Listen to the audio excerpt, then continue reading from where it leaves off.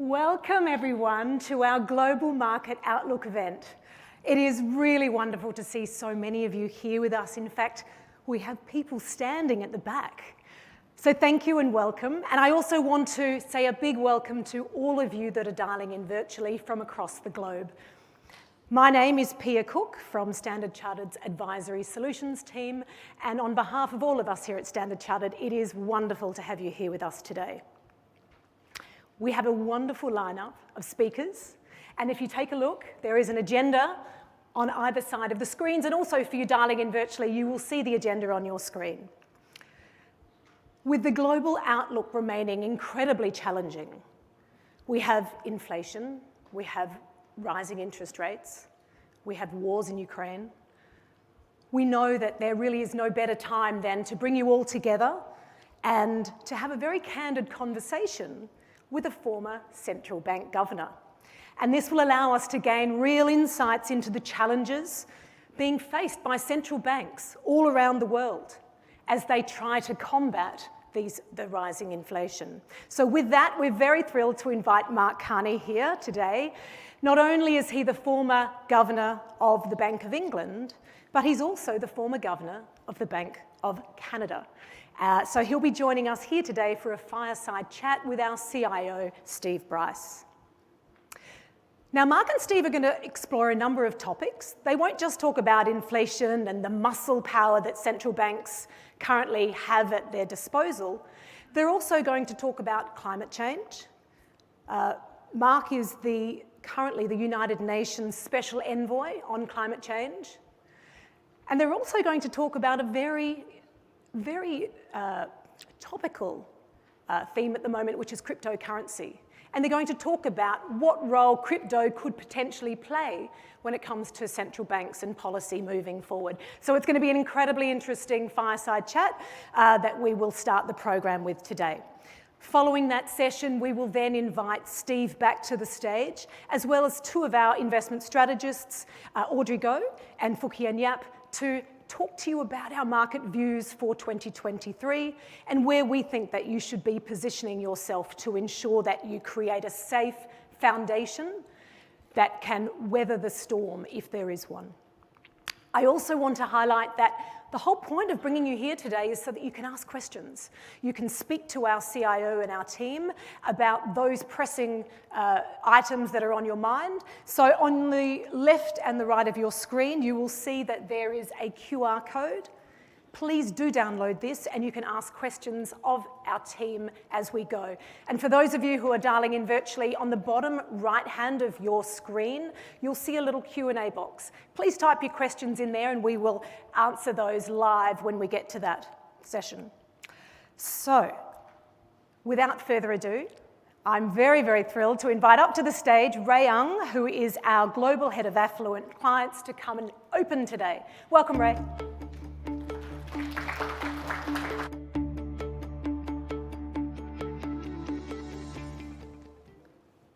Happy New Year, 新年快乐.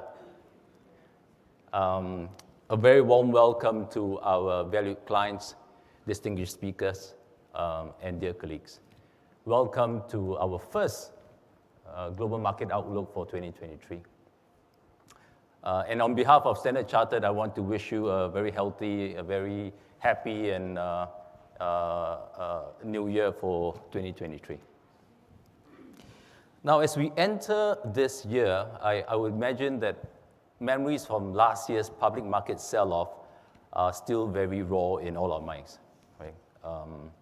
And against this backdrop, the theme of you have seen just now, 2023 Standard Chartered's outlook, playing it safe, should resonate very well with you. So we'll go into what safe means later, but I think it's an important theme going into this year. For this year, we believe that sequencing your investments are going to be very important. How you sequence and what to buy first is important, what to sell later is important. Bonds is a great place to start. We have seen some of the highest yields offered in the decade right now. So it's a very interesting space. But at the same time, we also expect a recession in Europe and the US. So we need to be careful and therefore safe. But once the Fed starts to pivot from focusing on bringing down inflation to support growth and value, we think that in the second half, the equity markets will be very interesting. So this year is a year of navigation, but we think that in short, this year, 2023, is going to be a better year for all of you compared to 2022 in terms of investments. Now, today's event is therefore very timely. I would like to again welcome Mark. Mark is the UN Special Envoy on Climate Change and the former governor of the Bank of England. He will join us very shortly to talk about his views on today's world, but also very importantly, what he sees moving forward this year and into next. Later, you will hear Steve Bryce, our global CIO. His team will come up, right, and share our house views for the first half of the year. And we say first half of the year because it's going to be an interesting year to navigate. So his first half. He will also share some really good opportunities that we see right now, at least for the first half, and take time to answer your questions. On this note, I hope you have a very fruitful program today, and we look forward to continuing our conversations with you to manage your wealth, to grow your wealth, and also to see investment opportunities that others may miss. So with that, have a wonderful afternoon and the rest of the day. Thank you very much.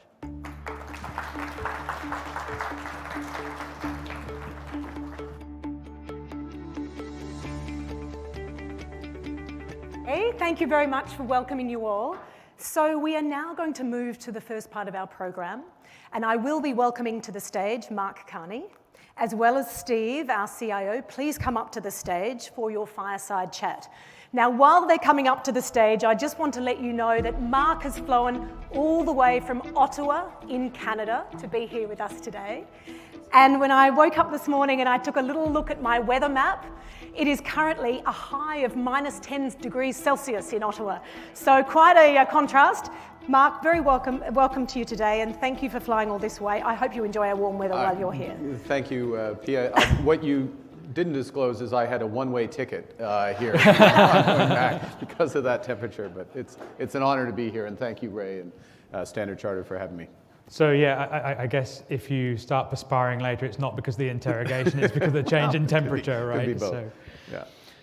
Okay, so yeah, I think for those joining online, obviously, if you do want to view this later or hear this later, then you can do so on our Money Insights podcast channel as well. But maybe let's get started in terms of the three topics: so macro, environment, climate change, and then we'll talk a little bit about cryptocurrencies as well. So we've got a fairly packed agenda. So in terms of macro, I guess we have to start with, this is the most predicted recession that I've certainly seen in my career.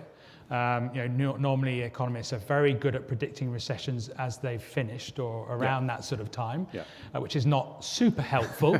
But do you share the concerns in the US and Europe that we're going to see a recession this year or next? Yeah, well, I mean, you're framing the question the right way, Steve, which is there are recessions and then there are recessions. So it's about location, but also duration, depth, characteristics of it. And I think the picture is shifting as we speak, and I'm sure we'll come to this. I would differentiate between recessions in G7 countries, specifically the US, the UK, and Europe, and the global outlook and the Asian outlook as well. Arguably one of the biggest macro events, maybe the biggest macro event of this year, happened last month at the end of 2022 with the reopening in China, accompanied by a number of structural policy shifts, the removal of the 3 lines in property, greater engagement, some greater clarity in the tech sector in China. All those aspects should provide, as we get out of this quarter, arguably, and into the balance of the year, quite a big stimulus to the global economy and some momentum.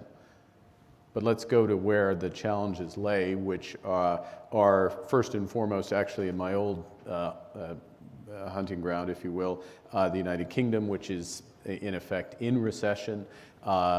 it has the challenges that the US and Europe has, and then on top of it, it has the added challenge of the adjustment to Brexit. So you have in the UK an economy that is weaker than Europe, which is being hit by the energy shock and other forces, but has a labor market that's tighter than the United States. And that brings me to the US, where I am in the camp where that it is almost certain that the US will enter into a recession. I would think sometime around the middle or third quarter of this year. And when I say it's almost certain, it's because it needs to. It needs to rebalance an economy that has too much demand for the supply potential of the economy. That's a product of, yes, partly a lot of stimulus coming out of COVID, both by the government and the series of fiscal packages, but also the Fed waiting too long, and I think they would acknowledge that. So it's partly that, but it's also because of bigger forces from COVID, from the rewiring of the global economy, from the energy shock, a series of supply shocks to the US economy. We're all facing these, and that's put the economy out of balance. And so we're in a situation right now, people have been talking about the prospect for a US recession for several quarters. Yep. The US economy has had more momentum, so that meant that it's been delayed. But the punchline here is that a recession delayed is not a recession avoided. In order to get inflation under control, they need to have a period where the growth of demand, or the shrinking of demand, is much less than the relatively meager growth of supply. And that's why the Fed has been as aggressive as they have been. I think they'll have a recession, as I say, beginning probably around the third quarter. Last point, if I may, and head back, which is, but as I said at the outset, there are recessions and there are recessions. And this is not the US economy or the European economy of 2007-8, where there were big imbalances in the economy, in household debt, big imbalances in the corporate balance sheet, big imbalances in the financial sector, which caused the recession. Actually, it's the reverse. In all three cases, they're relatively robust. And that means that the prospect of, as inflation gets under control, and we can talk about exactly what that means, but as it gets under control, we have the prospect of emerging from this period of a slowdown in a much better position for the global economy. And I think that's what you and Ray alluded to it, as we shift through the year, markets look forward and they're looking forward to a better environment after a tough period. So I guess that one of the questions that people have, obviously in the past 12 months, we've adjusted from zero interest rates pretty much to significantly higher interest rates. I mean, you and I are old enough to remember where this is still quite low, actually, right? Or certainly not high. Do you believe that this is the new normal, or do you think when the recession hits that we'll get the Greenspan Bernanke put coming back and we go back to zero QE and business as normal as we've known it for the last 10 years? Exactly. So this is a critical question for the global economy, for policymakers, for portfolio construction. And I do think we're in a regime shift, but not a paradigm change. And so the economic paradigm hasn't changed, but we're in a regime shift in the sense, and I'll put it in personal terms. Look, I started in finance a few months before the fall of the Berlin Wall. I was working in the City of London. They have the fall of the Berlin Wall. That kicks off a process. We all lived through it. We all benefited from it, of global integration, of liberalization, of convergence of economic policy, tremendous wealth creation. But what happens from a macro perspective is that is a disinflationary environment. So we have prices are kept down as a consequence of the integration. I'll simplify it to the integration of China into the global economy. It's much bigger than that, of course.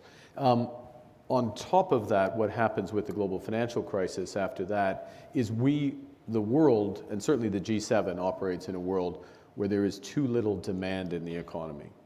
And central banks are operating in an environment, and virtually the whole time I was a central bank governor, this was true, where the issue is that inflation is below target and economies are operating at less than their full potential.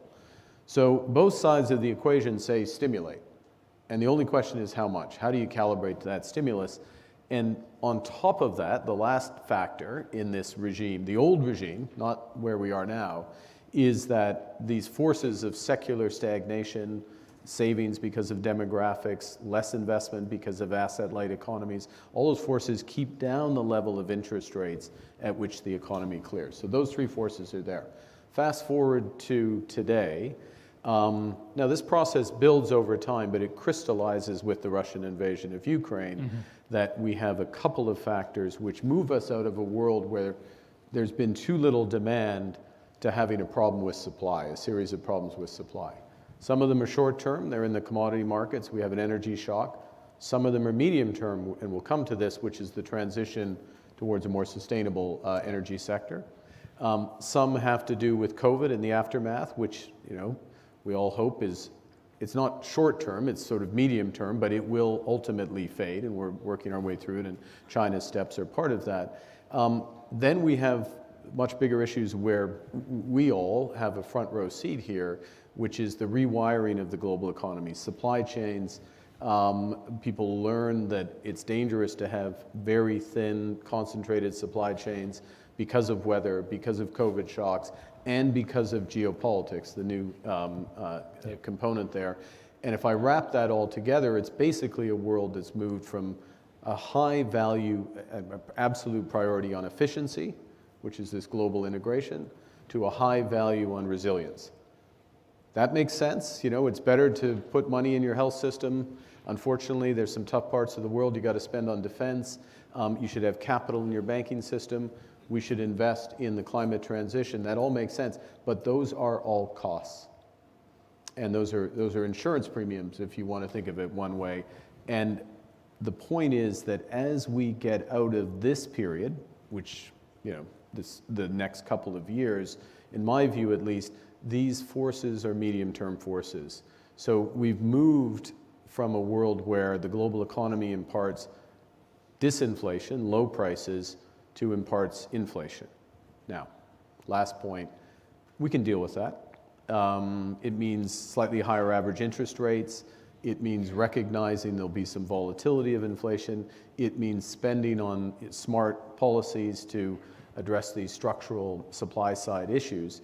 But it is a different investing environment. It's one with higher resting interest rates, as I say, higher average inflation and some volatility on inflation, and you've got to put that into your equation when you think about how to construct portfolios and build wealth.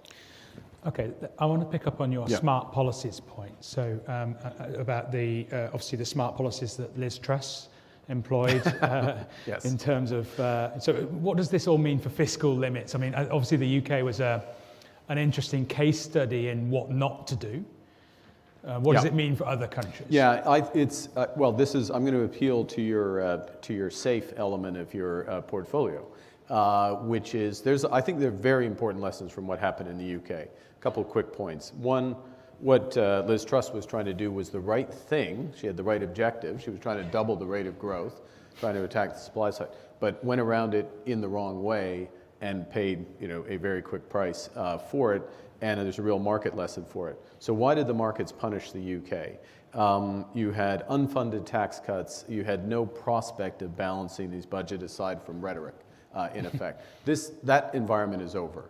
We're no longer in a zero interest rate environment where money is and liquidity is very high. So sovereigns, companies, corporate credit will be judged on the basis of their fundamentals. That's a good thing, by the way, because that brings discipline, but it's a different environment. Yeah. The second thing that they didn't do is they worked at cross purposes with monetary policy. So we're in an environment where in the United States, in the UK even, largely because of Brexit, in Europe as well, there is too much demand relative to the supply potential of the economy. You do a big fiscal package, I mean, people are hurting, but if you do a big fiscal package, you're adding to demand, you're making the problem worse for the central bank. That just means interest rates have to go higher. And it takes away, and it's destabilizing in that respect. The third point I'd make is that I think that one of the general lessons I would take from the experience in the UK is, look, there will be accidents, there will be volatility over the course of this year and into next year. Because we're in a rising rate environment. because the market is still, it wants to believe at least some return to the way things used to be. It wants to go back to that low inflation, low interest rate environment. There's been a begrudging acceptance that the Fed may go to 5%, but it's almost as if all the chips are on 5% in terms of And Fed you think fund they rate. can do more I than think that, they right? can do more. Certainly the balance of risks is that they will go higher than that because inflation proves more persistent in the US. So there's people who are positioned, there's segments of the market that are positioned for a relatively benign outcome.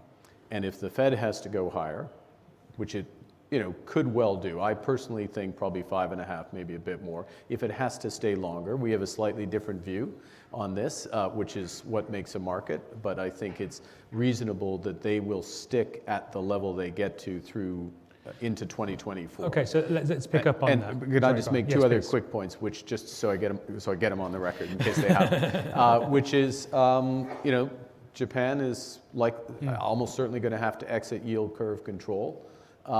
That is a very difficult thing to do. That can bring volatility. It will take tremendous skill in order to do that. So, and then you have also potential pressures that could come if, an important point just again to get on record, which is the market thinks inflation is coming back to 2% in the US. What if it doesn't? What if it comes back substantially but ends up just around 3%, maybe a little less than 3%, that trade-off with much higher unemployment already, inflation's still sticky. What if it takes longer, and how do markets reprice for that? Sorry. No, I was interrupting you. I guess one thing is, one of our things, not a question, but more a statement for the audience is, if your view on the Bank of Japan means that yen loans would be very risky in this environment, right? Because the yen could strengthen very significantly. I think one of the things we're seeing, and you have elements in this, which is that, and this is good, there's a lot of good in what's going on right now, but one of the things is we're going to have different motors and we're going to have more divergence in central bank policy, therefore, and we've had extreme dollar strength, so likely the dollar giving up some of that, and more volatility in currency markets as a consequence of that. By the way, I'll state the obvious, last year was a painful year, but it was the start of a year of moving from this old equilibrium with rock bottom interest rates to one where in the end the resting place is going to be a more normal level of interest rates, a more normal level of for treasuries and bonds, and people actually getting paid. This would be nice to get paid for lending to your governments, right? Instead of lending for free. So, but there's a lot of markets that need to adjust to those realities. Okay, so moving just very quickly, just last question on the US, and I want to get on to China. So the Fed, in your view, hikes more and then holds through the rest of the year, right? So what makes them cut?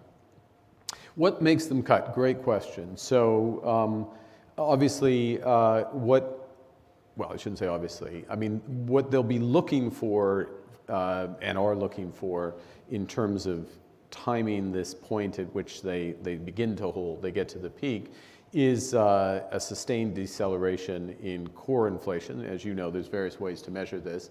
I would focus in on the 3 months, sort of what's happening on 3-month core inflation and how that's moved. The Fed is its own entity, but the Bank of Canada, my old shop, they've been very focused on this as because they're closer to getting to this point where they would potentially stop. So that's the first thing. But then I think your question is also about, well, where do they start to pivot as well, more broadly? And a lot of the focus here will be about the labor market. And if I can just I'll make a quick point there, but before I do, I just want to make a reassuring point, if I could, about the inflation situation is, one of the lessons I would take from the performance of inflation over the last 15 years is, we still do understand the inflation process. You often get people saying, well, this doesn't, we don't really understand inflation. No, that's not true. We had a commodity shock, which was a big component of it. We had a shock to durable goods because of COVID, and that flowed through. I mean, we had these crazy used car prices and other things in the US. We had the chip shortage and other factors which are driving things. Now what we're largely left with is domestically generated inflation through the services sector. The core of that, there are other components, but the core of that is the labor market. So the Fed focused in on the labor market. What should we look for? Obviously, we look at unemployment. We look at where wages are going, hourly earnings, but you look at more specific things, as I know you do, the Atlanta Fed tracker of wages, the employment cost index. These are better measures of wages. And you look as well at what are called continuing claims. So in the unemployment market, that's running at about 200,000 or so at the moment. That's got to tick up to kind of, well, probably about 600,000, I think, before we get to a point where this starts to soften enough for so the pivot is really there.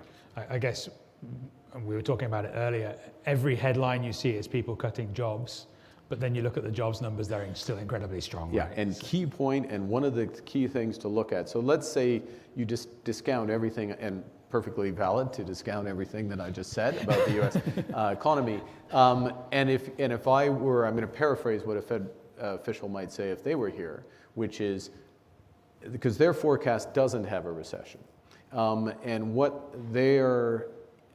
key to this is that the nature of the U.S. labor market will shift. In other words, what they have right now is a huge number of vacancies for everybody who's unemployed, historically high. It's almost 2 to 1. It's come down, but it's almost 2 to 1, which means that there's a lot of pressure that's there in the labor market. I lose my job, but I can basically find another one.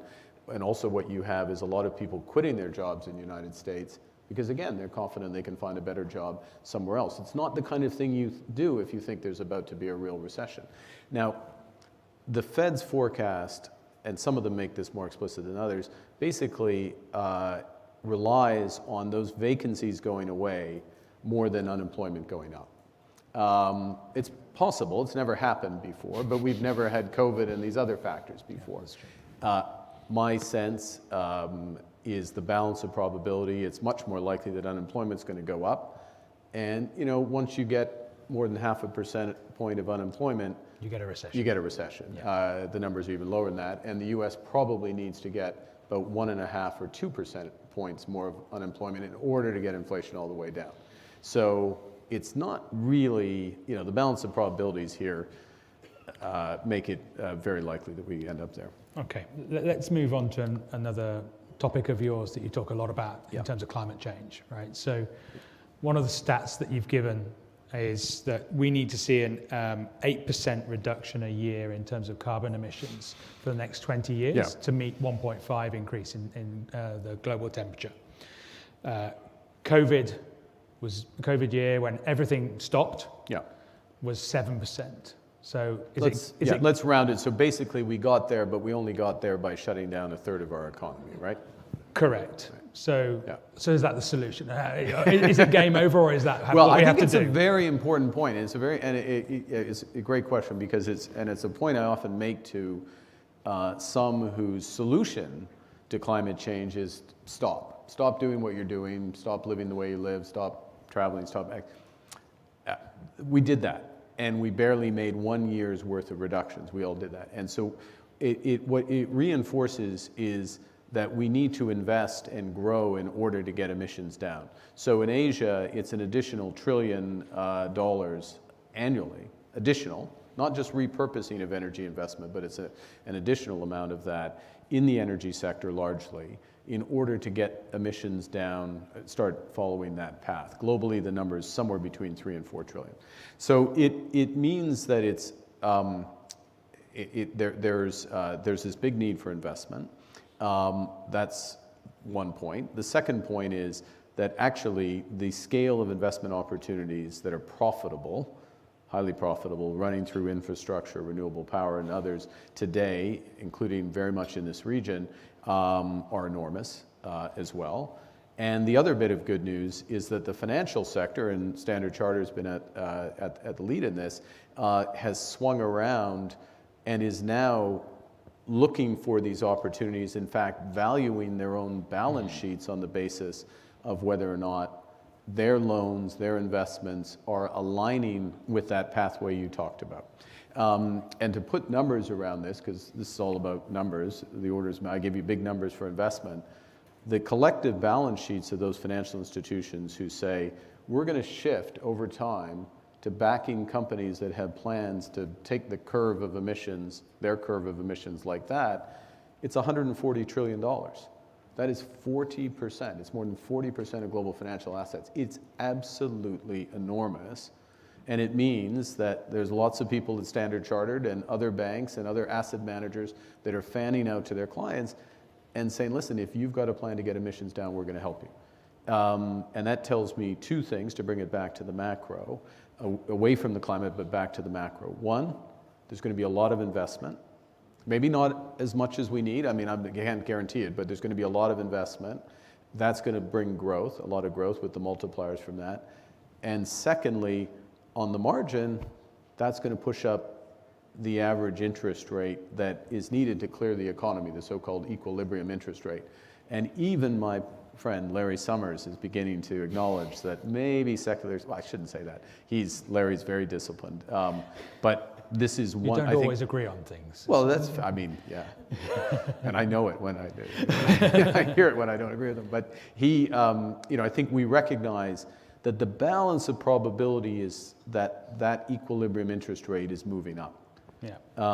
And that means that, for a given level of interest rates for the Fed, or the Bank of England or Bank of Canada, it's not as restrictive as it would have been a few years ago. So they need to have restrictive policy, and it means that it won't come down as much as well. So one of the things we'll talk about today is scheduling your investments. I guess in the climate change space, how do you see the scheduling of investments and rollout of measures to address it? Yeah, I think we're in a phase right now where wind, solar, wind power, solar power, obviously hydro, nuclear, these are proven technologies. The first three are, I would say almost wildly economic relative to the alternatives. So if you're looking for new power to be brought on, it just makes sense. What's called the levelized cost, so the all-in cost is just cheaper than coal. The issue, very much an issue in this region, issue in Indonesia, for example, Vietnam, is a lot of the coal is relatively new build,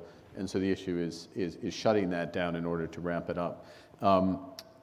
There's been a couple of big financings that actually are going to do that, which will help, and these are $20 billion orders of magnitude financings, and they'll help make those reductions actually quite quickly.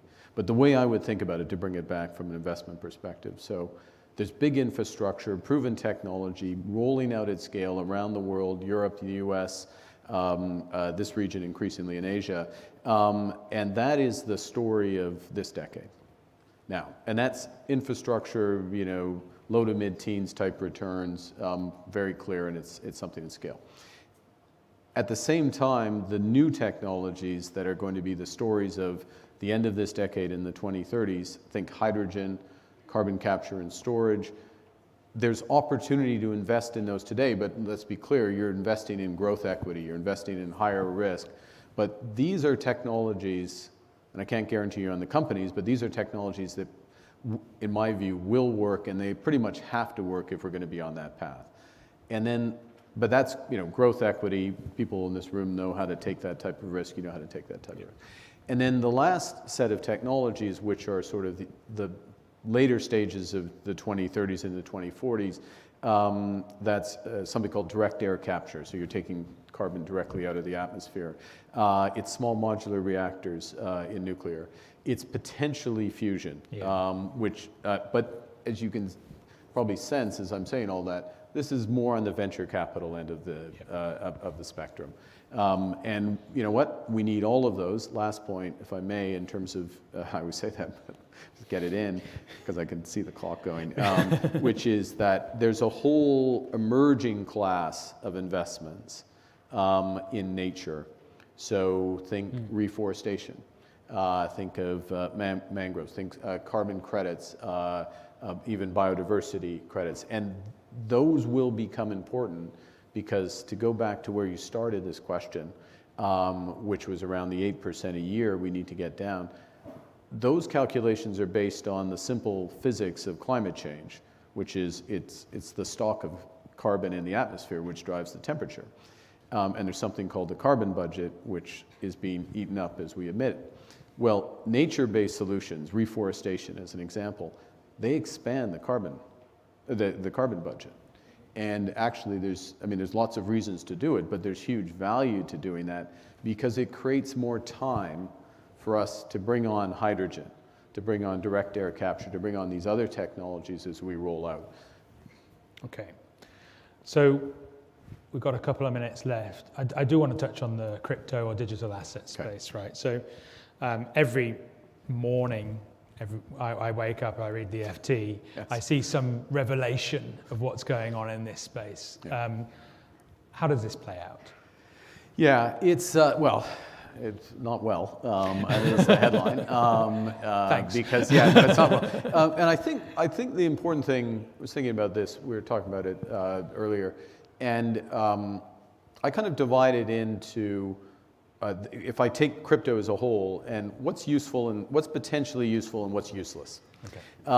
And I'll give you a headline of what's useless. In the end, a cryptocurrency is useless. In the end, it's useless. To be absolutely clear, the punchline, because it doesn't truly fulfill the roles of money, what it purports to do. And they're often bad for the environment, by the way. Well, as well, they're bad right? for the environment, but I mean, that's Yeah. one of many reasons. Yeah. But in the core, and one of the ways to think about this is when you have over time, we've had innovations in the monetary system. Banknotes was an innovation. Banking itself, so-called fractional reserve banking, was an innovation. Actually, because of people like Standard Chartered, 85% of money is private money. You create it when you make loans. But always what happens is that money is tied back 100% instantaneously to the central bank, to the risk-free money. But the whole point of crypto is not to be tied back. It is not stable. It does not work in the end, and that's why we see the collapse. On top of that, it isn't actually a proven ownership of the underlying asset. So crypto is, I'm afraid, in the useless camp, which is pretty big. But the technology, distributed ledger technology, useful. Stable coins potentially useful, although, and I'm running out of time, we want central bank digital currencies to be at the heart of that. I think in the end will be more useful. The application, which, last point, time up, which I think will be very useful for this group, is that what is possible through tokens, i.e. tokens of token value, is to have greater ownership of a much broader range of assets. So we all hear about NFTs, and a lot of focus is on the art world.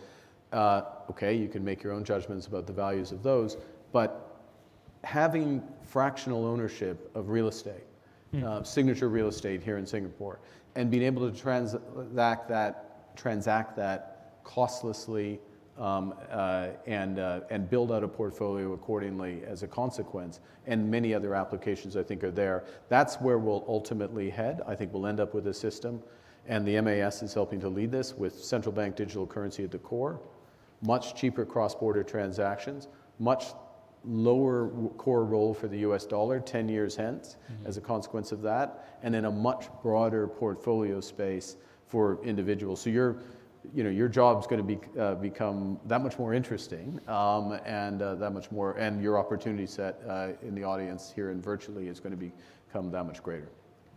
Some good will come. Okay, even if there's some useless elements just of it as well. avoid the useless stuff in the interim, though. Mark, a pleasure talking to My you. pleasure, Thank you Steve. so much for your time today. It's been really insightful and hopefully useful for everybody in the room and online as well. So thank you so much. Yeah, great. Thanks, Steve. Thanks, everyone. Please stay. I would like to personally thank you for such a wonderful, insightful 20 or 30 minutes that you just shared with us. Thank you. I think it's very interesting that we talk about the decades ahead and we look at the technology that will be coming our way, the infrastructure involved in the missions and how we can capture carbon, also talking about distributed ledgers. That's very interesting. But one thing I do want to highlight to you all here is, and I take your words verbatim, there will be accidents and volatility this year. That we know. And there is a begrudging acceptance in the market that there is going to be rates peaking around 5%. But you are cautioning everybody not to be positioning yourself for a benign outcome. And I think that really is a nice segue into our next segment, because we will be talking to you about our market views and how important it is to have a safe foundation for your portfolio. So thank you very, very much. Okay. Lovely to have you on stage. All right, Mike. So we're now moving to the second segment of our program, and this is where we're going to talk about our market views and guide you on your portfolios. We are going to bring Steve back onto the stage as our Chief Investment Officer to talk about the opportunities that we see for you in the year ahead. We really encourage you to ask questions. So back on the screens now is the QR code. Please get your phones out. Take a photo of that and download that so that you can ask us questions. And for those of you who are dialing in virtually, please ask questions in the Q&A box, because we will be inviting, in addition to Steve, Audrey Go, who is our Head of Asset Allocation and Thematic Strategy, as well as Phuc Hien Yap, who is one of our senior strategists, to join us to answer your questions. So before we move on to that segment though, let's watch a very quick video to run you through our views for 2023.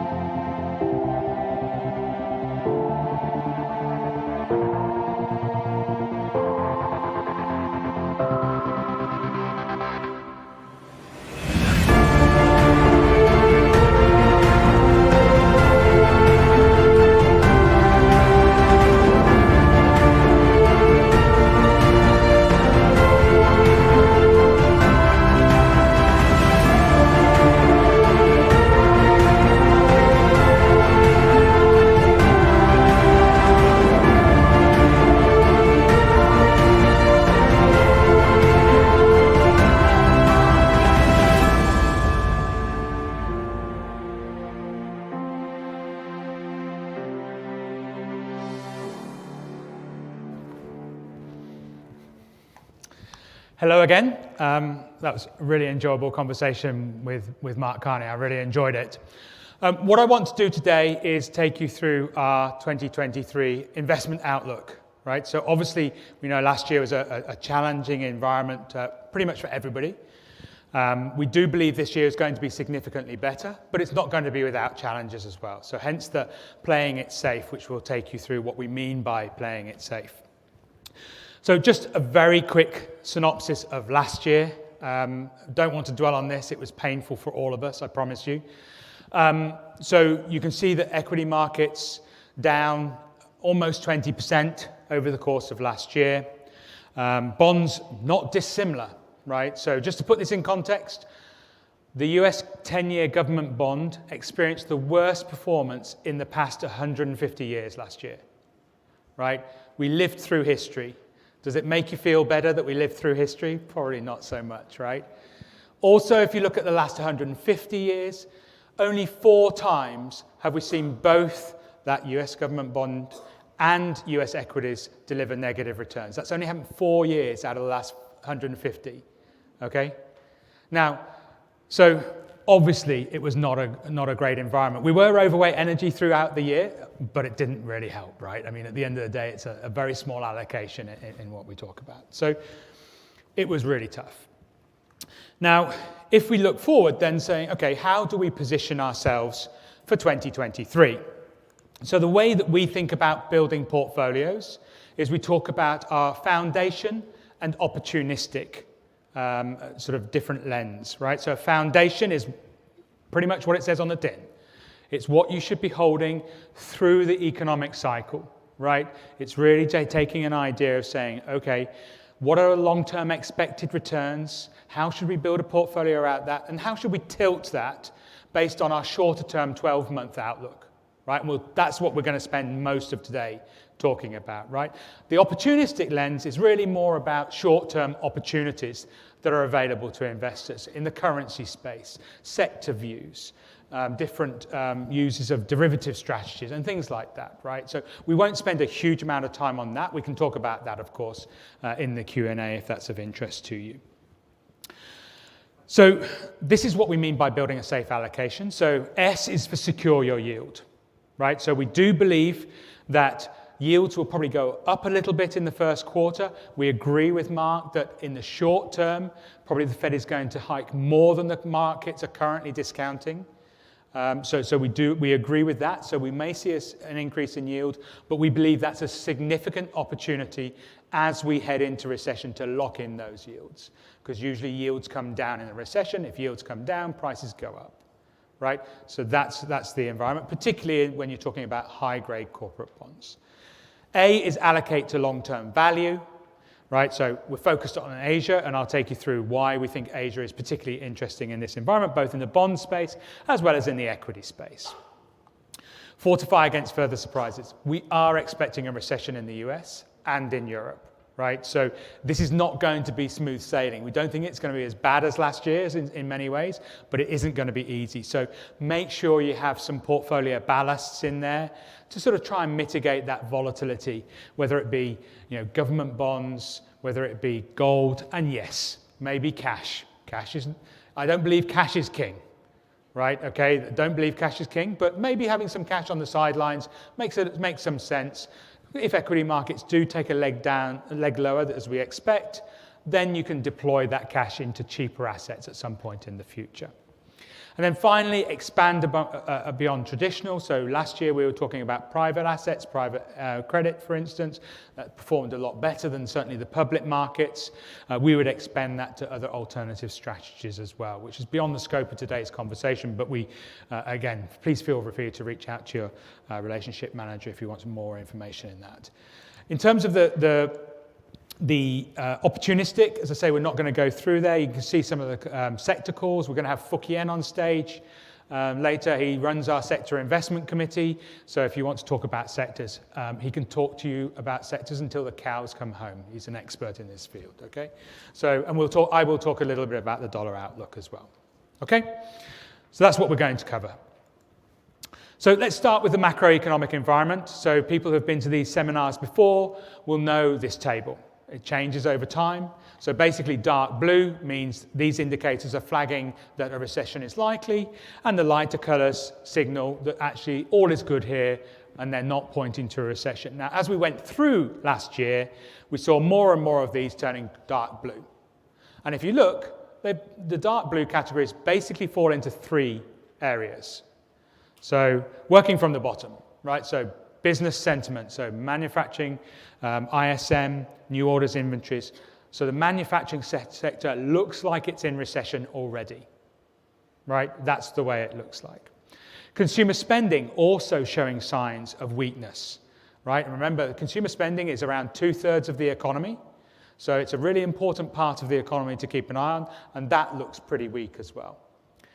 But if you look at the top, the key thing here is for me, is the actually market indicators of the yield curve. When the yield curve inverts, that means that the market is viewing central banks have tightened too much already and will be forced to cut. Okay? And they usually do that when you go into recession. In fact, two out of those three indicators have a 100% hit record. Every time they've gone inverted, you've seen a recession in the ensuing 2 years, right? So 100% hit record. And that's going to be important when we talk about equities later, right? What's not pointing to recession, the main area here, is the labor market, right? The labor market, as I was talking with Mark about, is still very strong, right? So from that perspective, that's what's giving some people hope. It's allowing the Fed to forecast that they won't have a recession, even though I strongly believe behind the scenes they realize they're going to create a recession and they're okay with that, right? So, but that's the area that of strength. If that was to keel over, then basically when that keels over, we're in recession already. Okay? So that's the view of why we think. So on balance, we're a 75% probability of a recession in the US this year, right? And it's not it's a consensus call. I've never seen a recession as being a consensus call before, right? And it's a consensus call now. The good news is, yes, it's bad in US, it's bad in Europe. We've heard it also, Mark saying the UK is effectively already in recession. But China is on the other side of the equation. So we've been talking about this last year, saying China is stimulating when everybody else is tightening monetary policy. But they were pushing on a string. What do I mean by pushing on a string? Well, if nobody can, with certainty, be able to move around the country, it doesn't matter how much money you give them or how much stimulus put into the system, it's really difficult to get the engine going. And I agree totally with Mark. Actually, probably the biggest thing that's happened over the past 6 months has been the removal of mobility restrictions. Right? And we believe that's going to take the chains off the Chinese economy. We were already anticipating, based on an assumption that mobility restrictions would be eased only in Q2 of this year, that consumer spending would contribute around 4 to 4.5% growth to the Chinese economy this year. That was 1% last year. Right? So you can see the big change. Now, obviously, they've brought that forward. It means that, yes, Q1's going to still be challenged, right? Because we see the health crisis this is creating, right? So we can't ignore that fact. Factories have been shutting, etc. But we will get out the other side. That's what the lesson of the global economy is. And then we would expect the economy to do really well. So from a global economy perspective, that's really good.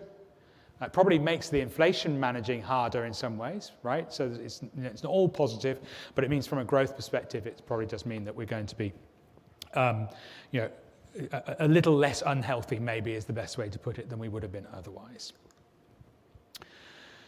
Okay, so we talk about bond markets, right? So we said, Raymond mentioned we want to schedule our investments. So we're talking about scheduling our investments into bonds first, okay? Now, the headline macro view is very simple. We go into recession, ultimately, and you can see Mark and I disagree slightly on the timing of this, right? So we believe that we're going to see rates lower, down from the peak by the end of the year. So we're seeing around 75 basis points of cut in the second half of the year, right? But if we get that recession, it means interest rates will ultimately be cut, markets will price that, and bond yields will come down, bond prices will go up, particularly in the investment grade space, so the high credit quality space. So that's the macro argument. I love this chart. Now, you don't love it yet, but I promise you're going to love it in a minute when I do a couple of things, right? So firstly, on the left-hand side, sorry, what is this? This is the distribution of US government bond returns over the past 150 years. Okay? On the left-hand side, those are the 4 worst outcomes we've seen in history, right? The red one is 2022, which, as I mentioned before, was the worst ever. Okay? So then you go, okay, what's interesting? What happened after those other 3? Okay? So you got one that was 15 to 20% returns. One was a meager 2.5 to 5% returns, so not fantastic, but still fairly attractive. And the other one was 20 to 30% returns, right? So after very, very sharp sell-offs in bond markets, they usually rebound. The same is not necessarily true for equities, right? It actually, there is some sort of correlation, but last year was It doesn't feel like it, but last year was not severe enough to put it on the left-hand side of this distribution. So if it was, we'd be saying, and same for equities, it wasn't, right? Which is why we're still a bit cautious on the outlook for equity markets. Okay, so what does this mean for where do we like in bonds? So we talk about high credit quality. This is what's on offer today. So these are the yields that you can, the dark blue lines are what's on offer today. The light blue lines are where we were a year ago. And the range of the past 13 years is the bars. And you can see that by and large, we're towards the end of the top end of the range. We're obviously a lot higher than we were a year ago. But we prefer to look at areas such as the investment grade space. So you can see US investment grade corporates, 5.3, looks relatively attractive. But where we're really focused actually is in this space, is in Asia dollar bond space. And you can see here, this is the light blue line is the yield on offer. You can see, obviously, like all bond markets, we saw the yield go up very sharply last year. Asia dollar bonds actually did outperform last year. We were over 8 last year, they outperformed.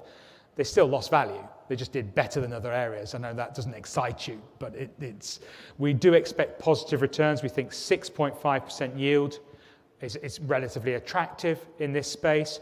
It's 85%, the asset class is 85% investment grade, only 15% high yield. And actually, as we discussed earlier, even in the high yield space, some of that's Chinese property, around 5% is Chinese property. Obviously had a really, really tough point, but they are starting to ease policies there. So maybe that's going to be, it's certainly going to be less of a, nothing certain, highly likely to be less of a challenge this year than last year. It may actually be a tailwind, it's possible. Now, equities. So one of the questions we often get is, okay, so US recession is already flagged, people know, is it priced? The way we look at this is that the maths is fairly similar. It's 3 points, right? Firstly, as I mentioned before, yield curve inversion, 100% hit record for a recession, okay? Second point, equities have never troughed before a recession starts. It's not happened. Always possible, this time could be different, right? That's why, nothing is certain. And third, if we do get a recession, we're likely to see earnings come lower, right? And you can see on average, earnings come lower by around 11% in a run-of-the-mill recession, okay? It's possible, of course, that we could see the reverse of last year, which saw earnings do well, but valuations go down. This could be earnings go down, valuations go up, so it could deliver positive returns. And we should remember that equities outperform bonds 70% of the time. So being underweight equities, which we are now, is a very, very bold call, right? So I would be very clear that underweight does not mean zero, and we'll talk a bit about that in a moment, right? Just to be very clear. But we are underweight equities going into the year. We are overweight Asia, right? And there's several reasons for this. So firstly, we've talked about the macro environment. We think the macro environment is very positive. We believe regulation is easing. What this chart shows is that valuations are not expensive. So a lot of people saying, but Asia and China have done so well in the past month or two, then shouldn't we sell now? Well, valuations would suggest no. And actually recent price action would suggest no, and Fuqian can talk again about this at length if we want to talk about Chinese equities, the equity market. The other point is we expect the dollar to weaken, which I'll cover in a moment. And usually when the dollar weakens, emerging market assets outperform. Okay, that's typically what happens. It's not always the case, but that's typically what happens.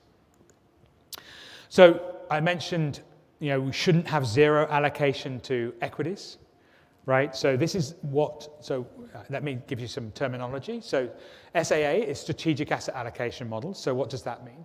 That means we have an asset allocation model that ignores what's going on in the world today, apart from setting expected returns over the next 7 years, right? And so we put a portfolio together that reflects those expected returns and volatility and other factors as well to come up with what we call the strategic asset allocation. So you can see in there for a moderate risk profile, and you need to take that into account what your risk profile is, that would mean around 30% allocation to equities. After we take into account our shorter term views, we're saying, yeah, 30% might be a little bit higher than we want to be. So we've taken, we basically reduced that to 21%, and we put that in bonds, right, at the headline level, right? So a much higher than normal allocation to bonds in the current environment, right? As I say, we would tilt that towards investment grade bonds. We haven't really talked about multi-asset income, but I mean, one of the positives, and I always felt it was quite a negative conversation with Mark around what the challenges are we're all facing. One of the benefits of this, of course, is that if you would rewind 2 years and say, I'm a retiree, how am I going to generate enough income to live off, right? That was a tough conversation. We were struggling to get, you can see on this chart, 4% from a diversified allocation. Today we can get 6%, right? So we believe this is a pretty attractive environment. Obviously, it would be skewed more to bonds these days than equities, which is a good thing. As bond yields go up, you would naturally allocate more to bonds. So we think that now we can get a higher yield with slightly less risk than we would have had 2 years ago. So I think this is a really interesting area as well. So this is just a summary of our views. Underweight equities, overweight bonds. Within equities, overweight Asia ex-Japan. Within bonds, overweight Asia USD. I think Asia is fairly easy to remember, but that's the view. We have a neutral cash holding, so it's not underweight. We have a neutral cash holding and a neutral gold holding as well, which we can talk about later in the Q&A if we want to. So just very quickly on currencies. So if you remember, what I said was we think the Fed could hike rates more than the market expects in the short term, but ultimately they're likely to cut, and that's pretty much the profile we're expecting for the dollar. So the dollar might go up in the short term, right? It's obviously weakened very significantly over the past couple of months. We could see a short-term bounce, but we would be selling. We would be selling into that rally, right?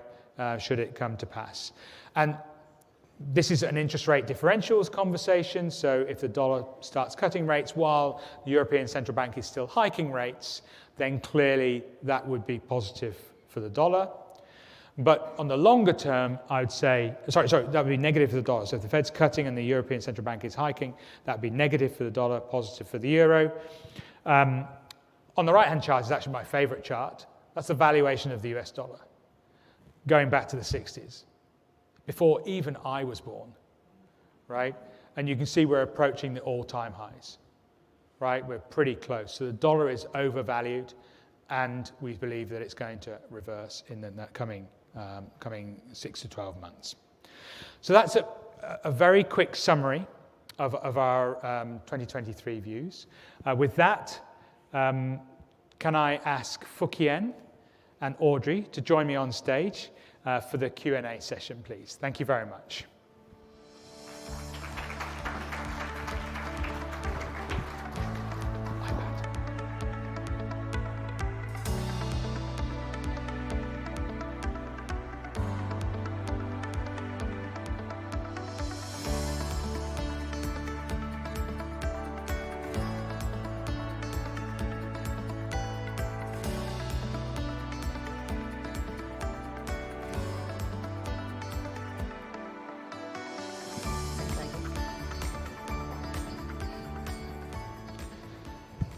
Okay.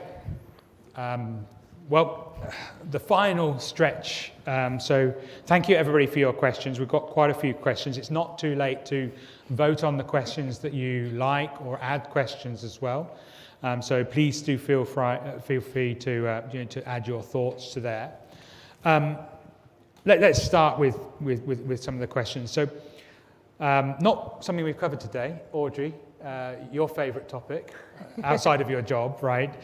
So it's a question about Singapore property, right? So and talking about the price of property market in Singapore has risen significantly. Will there be a correction, and how soon will it happen? Not a big question at all.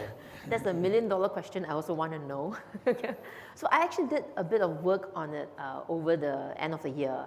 And because interest rates have gone much higher, and we have seen fixed mortgage rate as well, hitting 4.5%, which has been probably a 10-year or 15-year high, right? So normally when mortgage rates are high, it tends to suppress price. Property prices, theoretically speaking, should be under pressure because higher mortgage rate, higher mortgage payment impact affordability.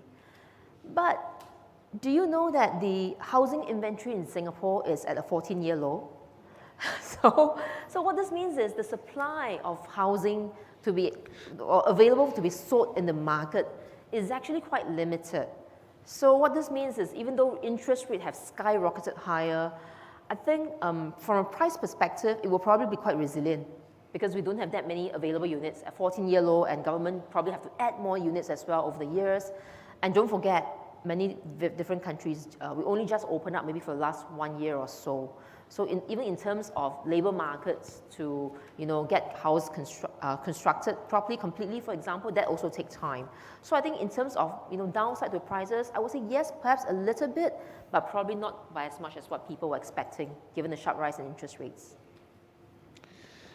Okay, there's a question that I don't believe I really want to answer it, but I'm not allowed to talk about it. So it's about our CIO portfolios. So all I will say is that we set up some things that, last year. Performance actually has been pretty good.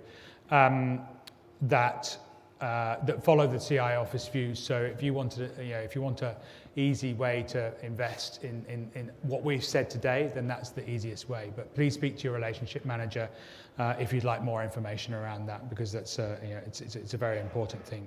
And it's a good, the way we look at it is sort of like a foundation type allocation. Okay, so maybe I'll come to you with the next one. So Fook Yen. So we've talked about emerging economies. We've spoken a decent amount about China. The question's about India. So, what's your view on Indian equities? They didn't ask about sectors, but maybe you can go into sector views as well. Yeah, sure. Thanks very much for the question. So, yeah, our CIO office does look at India. We do analyze it, and our view this year is for India to be neutral for India within Asia ex-Japan. We like the whole Asia ex-Japan region. We expect Asia to outperform, and Steve talked about China earlier. For India equities, they did very well last year. The issue has always been valuation, right? Earnings is very strong, but against that, you've got a valuation that's very expensive. So this year, at the moment, our outlook for India equities is that we are neutral. So we expect it to perform in line with Asia, but it will then outperform global equities because we like the Asia region overall. And within India, our preference is more for a domestic focus because we're worried about recession in the US and Europe, as Steve mentioned. So a bit more domestic focus, and this means the industries of financials and your staples. These are the industries that we like. They are a bit more defensive, and we like the large caps as well within India, and that is our preference. Okay, Audrey, there's a question about the China reopening affect the current outlook on the impact on the global recession. So I spoke a bit about this with Mark, but maybe you add your thoughts. Okay, so I think the China opening story is actually quite constructive for Asia, because if you think about it, within Asia itself, last year has been quite a difficult year. We've got a very strong US dollar that has actually hit Asian assets, Asian currencies as well. Certainly inflation has been high many parts of the world, maybe with the exception of China, because they were under lockdown for quite some time, until most recently.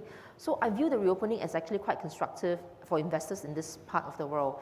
True, there will be recession risk in the US and Europe, as what Steve and Mark has alluded to earlier, and that's because they are on quite a different monetary policy path as compared to China. So unlike US and Europe, China is in fact adding more stimulus to try to aid the recovery. So I think there was one interesting chart that Steve showed earlier, where they have been actually incrementally adding stimulus over the course of last year. But because of the fact that the economy is under lockdown, the transmission of the policy into real economic growth and improvement is actually not that visible. So I think going into this year, I think more constructive on that front in this part of the world, which is why we are positive on Asia as well as on China. And obviously, US and Europe recession risk is still quite high, which is why we are a bit more lukewarm in the other two regions. Okay, I always like being in control of the Q&A because when there's a really difficult question, I can pass it to somebody else. So Fook Yen, you probably know what's coming your way now, right? So I think this is a really good question. So assuming a recession, when do you expect the US stock market to bottom? Date and time, please. Well, I'm sure I'll be held on to that. But thanks for the question. I mean, it is tough. Timing the market is tough, and there are books and books written about timing of the market. I think what Steve mentioned earlier is very useful. If you look at it historically, the market does not bottom before a recession has started. Okay, so we think it's highly likely we'll get a recession, 75% probability, but it hasn't started yet. Okay, so when the recession starts, then it'll be very interesting to look into the market. You can look at the bottom of the market, and you can look at exploring opportunities then. So we think it's highly likely, but it hasn't started yet. When will the recession start? Our expectation at the moment is by the middle of the year. We'll be seeing that, and we'll be watching signs for that. As Steve said, there are many signals which are flashing red. Our labor market is still very strong. And the Fed seems to be determined to weaken the labor market, so we need to watch for that. And when the recession starts, and we think there'll be earnings risk, valuation could come down, and the market, we do expect the market to test the lows again in the S&P. The lows is about 11% lower than where it is today. So when it tests the lows, and then after the recession starts, we think there is the opportunity. I mean, timing, it's hard. I mean, if we expect recession to start by the middle of the year, it'll be second half of the year. We'll be looking at that. And so, yeah, do keep track of our publications and what we write. We'll be looking at that very closely as well. May I maybe take it one step further? Because I almost think that it's really difficult to predict recessions. In fact, I think that's a track record, right? Economists, they have predicted 11 out of the last 9 recessions or so. But I think from an investor perspective, and in fact, we have done some quantitative work on the back of that as well. We looked at basically the last 2 most severe recessions in 2007 as well as .com, where we looked at what happened if you were to enter into the market 1, 2, and 3 months before the bottom in equity market, and what happened after the bottom of the equity market, and then you enter it 1, 2, and 3 months later. So basically, if you were to be too early, right, so you will probably experience some temporary losses until the bottom is being met. And the loss for the last 2 severe recessions has been around maybe 17 to 21%, if I don't recall wrongly. But however, if you're too late into the market, you'll say you're 1, 2, and 3 months after the bottom of the market, then you enter the market there again, then the opportunity loss that you see, the opportunity cost you see is actually between 20 to 32%. Why? Because normally in the early parts of the recovery, markets rally very, very strongly, and most people are actually caught off-footed as a result of that. So I think from an investor perspective, from a long-term investor perspective, I would think that an easier way is to gradually phase in, maybe via dollar cost averaging. Yes, the market may still be falling, but guess what? You're also buying it cheaper. So from an investor perspective, I think there is probably easier on the psychic front when you are trying to ease in when market is gradually going towards the bottom, versus trying to chase the market when it's past the bottom and you're also fighting with other people at the same time as well. So this is something that we've analyzed a while ago. Okay, so one thing I was going to say, I just look at it, not just. One of the things I look at is just a simple chart, right, for the US stock market. And we're in a down channel still. So we tested the down channel around November, I think, November, December last year. So we tested the top side of that, it rejected it. So Fook Yen talked about the lows of last year. The low of that that down channel is around 3,300.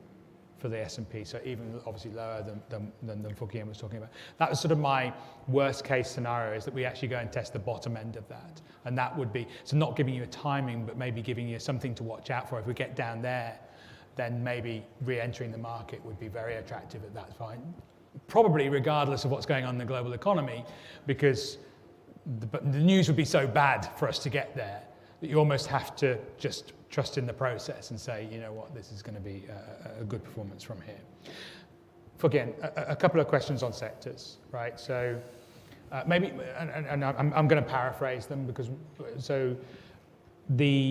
maybe look at which sectors you prefer around the world, and I know there's differences with the way obviously the way we look at US and Europe versus China, but there is obviously that you would expect the tech question as well. So valuations are cheap, right? So okay. So see the raised eyebrows. Yeah. So why don't you take those? Sure. I mean, we can come back to that. I'll try to cover the ground. So our CIO office, we do look at sectors regionally. So we've got a view for US sectors, Europe sectors, and China sectors.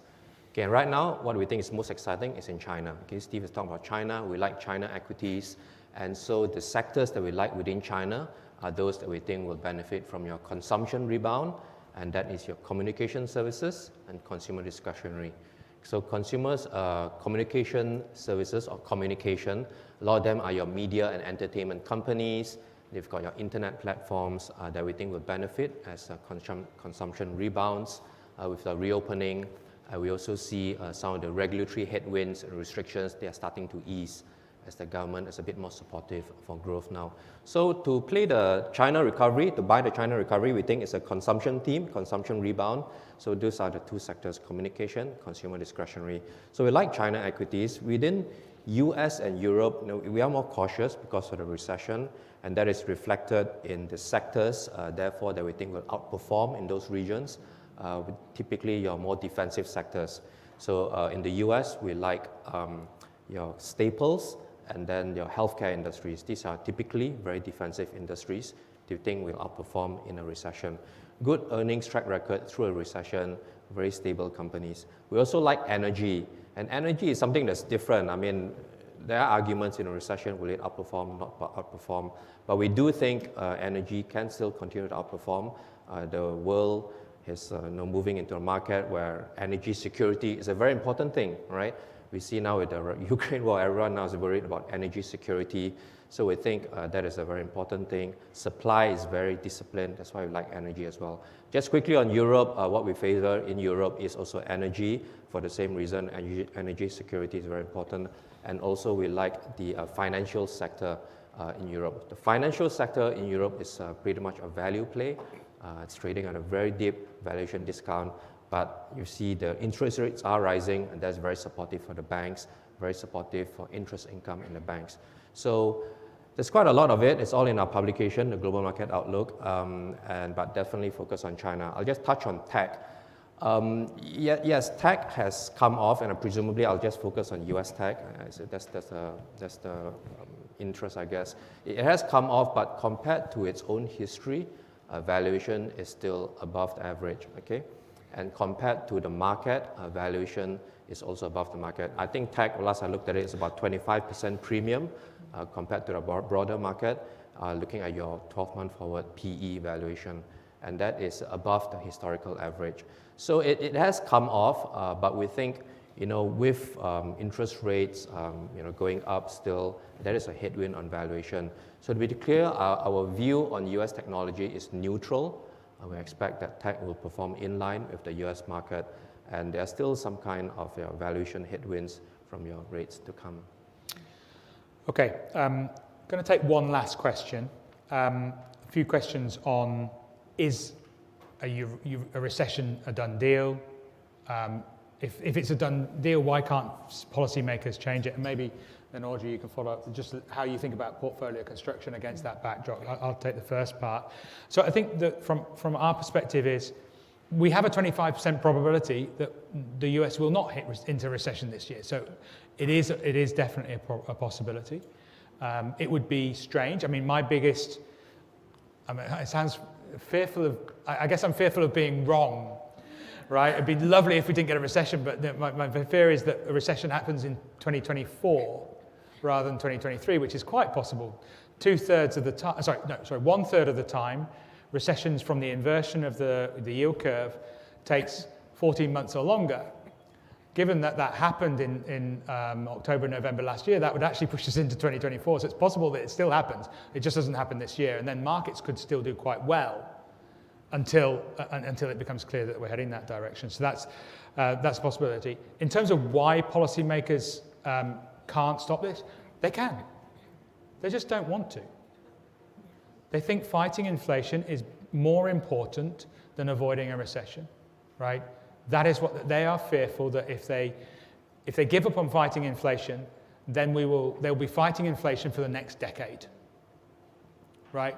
Whereas if they can fight inflation now, even at the cost of a recession, then we can come out of this, and then the economy will be set up to grow again in a more sustainable, lowish inflation environment. And you heard Mark's view on that might not be 2% going forward, or 2% might be a challenge. But that's the reality. I think they're comfortable. They don't want it, but they realise that that's the best bad outcome they can have. Maybe, let's put it like that. Audrey? Best bad outcome. I like how you phrased it. Which is why I think as investors, right, and given that a lot of things in the market are not binary, it is all in probabilistic terms, which is why when we are constructing our investment portfolios, we also need to cater for a certain element where what if our views don't pan out correctly? So if you were to look at our model portfolio, which we publish every single month behind our global market outlook, so you get it updated on a monthly basis. For a moderate profile, and obviously we have many, many different profiles, you can refer to them depending on what's your profile. So for moderate profile, we have about a 55 allocation percentage in terms of allocation to fixed income. That's our preferred asset going to this year, given that we're seeing a peak in Fed hiking cycle. But we also have another 21% equity exposure as well, right? And then there'll be some other asset classes such as alternative, which also have some beta to equity markets, about 10%, and then maybe another 10% in cash and 5% in gold, to really help to cater to potential risk scenarios from happening. So we talk about ballast for portfolios in terms of surprises and the need to fortify our portfolio against surprises. And that's why we still have a bit of gold, a bit of cash, as well as a rather chunky bit of bonds, given our more positive view on bonds, say relative to equities as it stands today. And obviously, if the economy were to slip into a recession or even a severe one, then your bond component will do exceedingly well, actually. But on the other hand, if let's say the US really does manage to avoid a recession or even a very mild recession, which is increasingly priced, then what this means is your 20% component to equities and 10% component to odds will probably provide you with some of the tailwinds when it comes to appreciation and growth. So I think we need to look at it from a portfolio standpoint, which we can get them on a monthly basis from our RMs as well. Audrey, Fook Hien, thank you so much for your time. Really enjoyed talking with you and chatting with you about the questions. Pia. Well, and a big back to thank you. you to all three of you. Thank you so much for answering all your questions. And I would like to especially thank the person that asked our panel when the S&P 500 was going to reach the bottom. Because although you evaded that very, very well, Fook Hien, I think it does just remind us of the importance of sitting back and waiting for the market to bottom. We're always waiting for a cheaper price, for a bargain. And but I think what was lovely was that Audrey reminded us of the opportunity cost of doing that and how important it is to just make sure that you're invested, because if you miss those when the market turns in these very volatile markets, can be very, very difficult for you to actually get those gains back. I'm going to ask one last question of you all. Sorry, this is not scripted, I'll tell you that. You are our specialists, right? We're all here to learn about what we're going to do with portfolios in this year. What is the very first thing you're going to do in January to your portfolio to make sure that you're doing the right thing for your future? And I'm going to start with you, Fook Hien. Rotate a greater proportion of it towards China. China, the big reopening. Yeah. Well, for my spare cash that I have, I will look to deploy it over the course of this year. That's the spare cash. It's not all in cash. It's not, because I also have my own foundation portfolio, because we need to beat inflation, and cash alone can't beat inflation. But I'm sure all of us have some spare change and spare cash lying around somewhere. So you might want to think about deploying them over the course of this year. Spare cash gets deployed once we see the opportunity. And finally, Steve. I guess for me, it's trusting in the process. So, obviously we spend a lot of time coming up with the views and and trying to figure out what's going to happen, while also taking a sort of foundation portfolio approach. So I will be looking for opportunities to add to our foundation portfolios generated by the team. So yeah. Fantastic. Thank you all again. Big round of applause for our team from the CIO team. So look, Big thank you to each and every one of you for making the effort to be here today, and for those of you who have dialed in from all around the world. I just want to remind you of the importance. Today you heard about a strong foundation and how important it is to really build that. All these wonderful trades that we do and the opportunistic ideas, they're great, but we need to make sure that we have a very strong foundation to really set us up well for our goals and meeting our needs. So that's my key message. We are very committed to helping you do that. So please do reach out to your advisors and they can help you to do that. Our very last, the ending of today, now that I've said my thank you, is to please take a look at our video. This is a reminder of how we at Standard Chartered can help you on your investment journey. Thank you again. How confident are you that your wealth can meet your future needs and goals? At Standard Chartered, we are committed to helping you grow, manage and protect your wealth through SC Wealth Select.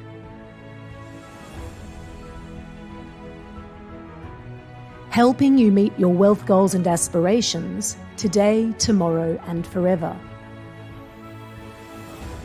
Today is about ensuring you have the means to meet your needs and lifestyle in the near term.